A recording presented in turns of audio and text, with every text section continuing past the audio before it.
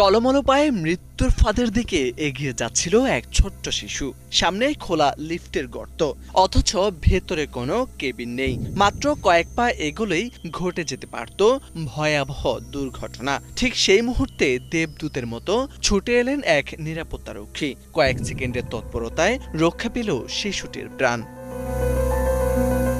সামাজিক যোগাযোগ মাধ্যমে ভাইরাল হওয়া ভিডিওতে দেখা যায় একটি আবাসিক ভবনের লবিতে একা ঘুরে বেড়াচ্ছে একটি ছোট্ট শিশু। খোলা লিফটের ফাঁকের সামনে বিপজ্জনকভাবে ঘোরাফেরা করতে থাকে সে। লিফটের দরজা তখন খোলা ছিল, ভেতরে কোনো কেবিন ছিল না। অজান্তে সেই গর্তের দিকে ধীরে ধীরে এগোচ্ছিল শিশুটি।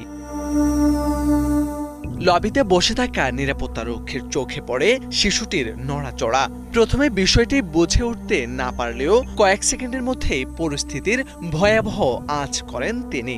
আর দেরি না করে আসন ছেড়ে দৌড়ে ছুটে যান। ঠিক সময়ে শিশুটির কাছে পৌঁছে কোলে তুলে নেন তাকে। খোলা লিফটের ফাঁক থেকে টেনে এনে নিরাপদ স্থানে নিয়ে আসেন। এক মুহূর্তের হেরফের হলেই ঘটতে পারত ভয়াবহ দুর্ঘটনা।